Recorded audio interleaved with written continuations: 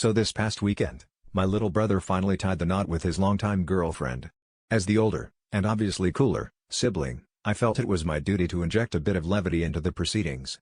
After all, weddings can be so formal and stuffy. So, while getting ready, I discovered a fake mustache from a Halloween costume in my suitcase.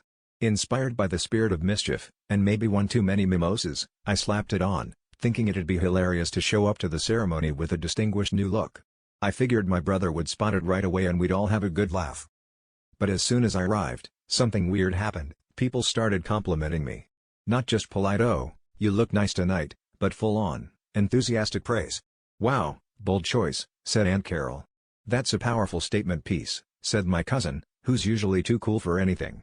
Even my grandma, who once told me my beard looked like I'd glued a squirrel to my face, nodded approvingly.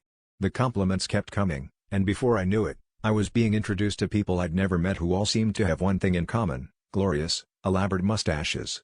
Some waxed, some twirled, some even braided.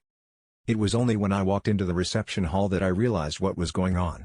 The wedding venue, due to a last-minute booking snafu, was sharing space with the annual Stache convention for mustache enthusiasts.